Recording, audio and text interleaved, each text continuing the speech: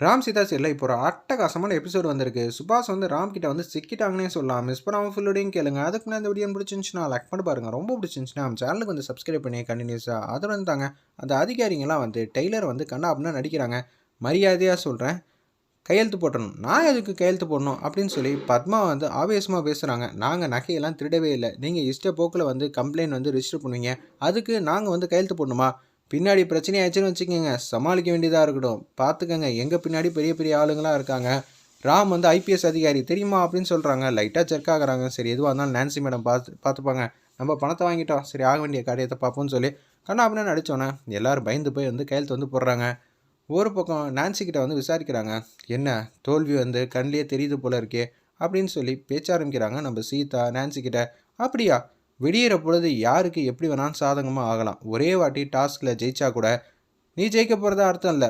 அடுத்த வாட்டி மாறி கூட தலையும் பூவும் மாறி மாறி விழுவலாம். பார்க்கலாமான்னு சொல்லிட்டு கேஷுவலாக போகிறாங்க. இவங்க 3 பேர் ஏதோ தந்திரமான முறையில் திட்டம் போட்டிருப்பாங்க தான் நினைக்கிறேன் அப்படின்னு சொல்லி மீரா வந்து கேட்குறாங்க. செல்விக்கு வந்து கால் பண்ணுறாங்க. செல்வி வந்து தனியாக வந்துடுறாங்க மாடிக்கு. இவங்க எதுவும் திட்டம் போட்டாங்களா? ஆமாம், சுபாஷ், அர்ச்சனா, நான்சி 3 பேரும் வந்து தன்னந்தனியாக வந்து பேசிக்கிட்டே இருக்காங்க நைட்டு பகல்லேருந்து ஃபுல்லாக. ஆனால் எதுவுமே வந்து வெளியில் தெரியாத அளவுக்கு தான் பேசுகிறாங்க.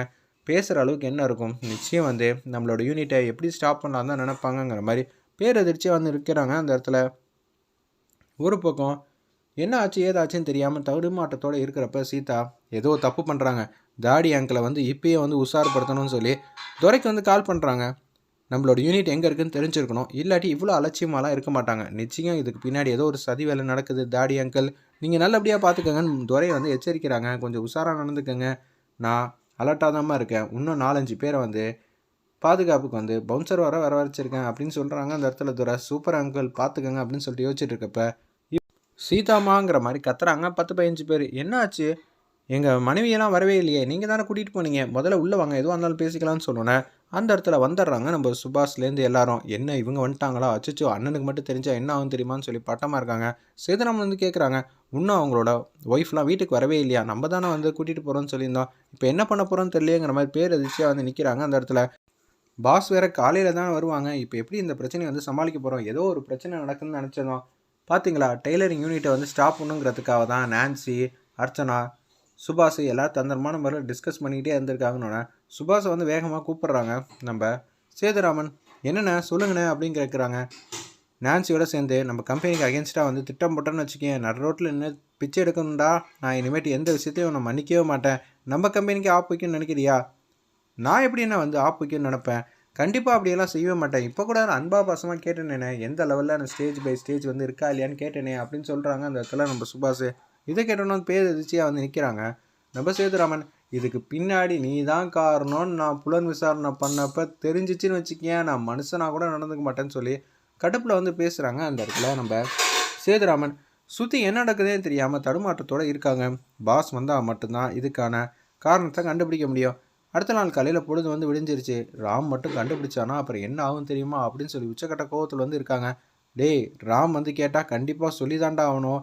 ராம் வந்து ராமா வரமாட்டான், ராம் ஐபிஎஸ் அதிகாரியாக வரப்போகிறான் அப்படின்னு சொல்லும்போது, என்ன ராமை பார்த்து பூச்சாண்டி பண்ணுறீங்களா? இந்த கம்பெனிக்காக வந்து மாடாக வந்து உழைச்சிருக்கோம். செல்வி இங்கே வாமா, இவங்க எப்படியெல்லாம் உழைச்சாங்கன்னு சொல்லு அப்படின்னு சொல்லும்போது நான்சி கிட்ட வந்து நைட்டு பகலாக வந்து பேசிக்கிட்டே இருந்திருக்காங்க இவங்க 3 பேரும். இதுலேருந்தே தெரிய வேணாமா, இவங்க சதித்திட்டம் தான் போட்டிருக்காங்க. சதித்திட்டம் போட்டவுடனே இவங்க சந்தோஷமாக நேற்று நைட்டு வந்து நம்மள்ட்ட சவால் விட்டுருக்காங்க நான்சி. காலையில் எல்லாமே தலைகீழாக மாறப்போகுதுன்னு. அப்போ நான் கூட்டி கழித்து பார்த்தா டெய்லரிங்கை மடக்கி வச்சுட்டா யூனிட்டை வந்து ஸ்டாப் பண்ண மாதிரி தானே அர்த்தங்கிற மாதிரி யோசிக்கிறாங்க சீதா. ராம் வாசலில் வந்து மாதம் வந்து நிற்கிறாங்க. என்ன ஆச்சு சார்? எங்கள் ஒய்ஃபும் வந்து காணும் சார். நீங்கள் தானே சார் வந்து தைக்கிறதுக்காக வந்து கூட்டிகிட்டு போனீங்க. இப்போ கடைசியில் வந்து ஒய்ஃபையே காணும். கேட்டால் இவங்க தான் ஏதோ சதி பண்ணியிருக்காங்கன்னு சீதாம்மாலேருந்து எல்லோரும் பேசுகிறாங்க. உங்கள் குடும்பத்தில் 1000 பிரச்சனை இருக்கும், அதுக்கு நாங்கள் தான் வந்து பாதிக்கப்படணுமா? ப்ளீஸ் சாருங்கிற மாதிரி கெஞ்சுறாங்க அந்த இடத்துல. நியாயம் வாங்கித்தாங்க. இதுக்கு பின்னாடி யார் இருக்கா? செல்வியை கூப்பிட்டு விசாரிக்கிறாங்க.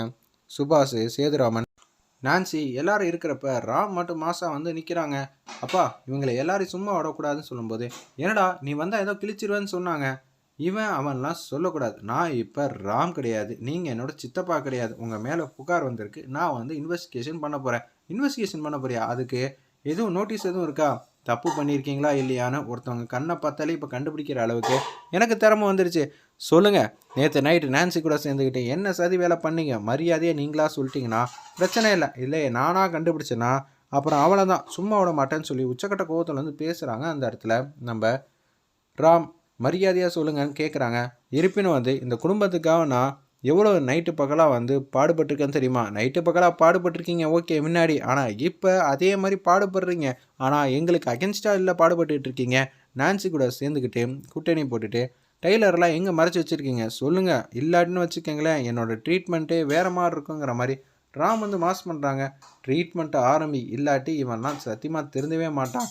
டேய் சொல்கிறா அப்படின்னு சொல்லி சேதுராமன் வேற கத்துறாங்க. அப்பா எதுவாக இருந்தாலும் நான் பார்த்துக்கிறேன் அப்படின்னு சொல்லும்போது என்ன நினச்சிட்டு இருக்கீங்க அப்படின்னு சொல்லி ராமோட 3 தங்கச்சிங்களும் வந்து மிரட்டுறாங்க ராம. ஏய் என்ன நினச்சிட்டு இருக்கீங்க, என்ன போய் மிரட்டுறீங்க? அப்பா எவ்வளோ பெரிய தியாகம் இல்லை செஞ்சிட்டு இருக்காங்க. அவங்களுக்காக வந்து இந்த குடும்பமே வந்து கடமைப்பட்டிருக்கு. என்ன சொல்ல போகிறாங்கன்னு தெரியலையேங்கிற மாதிரி அந்த இடத்துல வந்து சுபாஷும் அர்ச்சனாவும் வந்து பயப்படுறாங்க. இவங்க நம்ம குடும்பத்துக்காக நடு ரோட்டில் நின்று ஏய் அதெல்லாம் சொல்ல வேணாம் என்னது நடு ரோட்டில் நின்று என்ன பண்ணியிருக்க அப்படின்னு நம்ம ராமு சீதா மீரா எல்லாரும் வந்து கேட்டுட்டு இருக்கப்ப அர்ச்சனாவும் சுபாஷும் வந்து ஆஃப் பண்ணுறாங்க. அதை சொல்ல விடாமல் பார்த்தீங்களா இவங்க ஆஃப் பண்ணுறப்பே தெரிய வேணாமா சதி திட்டம் அதுதான் நடந்திருக்கு. இவங்க பிச்சைக்காரன் வேஷம் போட்டுட்டு கோயிலில் பிச்சையே எடுத்திருக்காங்க. அப்புறம் வரக்கூடிய காணிக்கை எல்லாத்தையும் வந்து உண்டியில் போட்டு நம்ம குடும்பத்தில் எந்த பிரச்சனையும் வரக்கூடாதுன்னு சொல்கிறாங்க. ஏய் வேண்டுதல்லாம் வெளியிலலாம் சொல்லக்கூடாதுமா, சொன்னால் பழிக்காமல் போயிடும். என்ன நினச்சிட்டு இருக்க, சின்ன குழந்தையா இருக்க மாட்டியா? பாஸ் இதில் தான் வந்து மூல காரணமே இருக்குது, அஸ்திவாரம்னு சொல்லுவாங்களே. அப்போ நான் பிச்சைக்காரன் வேஷம் போட்டு தான் டெய்லரிங் யூனிட்டை வந்து கண்டுபிடிச்சிங்களா அப்படின்னு சொல்லி சீதா வந்து மாஸ் பண்ணுறாங்க. உடனே சொல்லுங்கள் அந்த மாதிரி வேஷம் போட்டு தான் வந்தீங்களா அப்படின்னு சொல்கிறாங்க. உடனே வந்து என்ன பொண்ணு எது பொண்ணுன்னு தெரியல. அப்படியெல்லாம் ஒன்றும் இல்லையே. சரி எந்த இடத்துல வந்து பிச்சை எடுத்தாங்க அப்படின்னு சொல்லி கேட்குறாங்க. அந்த இடத்துல நம்ம ராம் இப்போ தெரிஞ்சிடும்ல. கண்டிப்பாக பாஸ் நம்ம டெய்லரிங் யூனிட் பக்கத்தில் தான் அவங்க ஏதாவது மாயாஜாலம் பண்ணியிருப்பாங்க. இந்த இடத்துல இந்த கோயில் இந்த லொக்கேஷனுங்கிற மாதிரி அந்த இடத்துல சொல்லிடுறாங்க.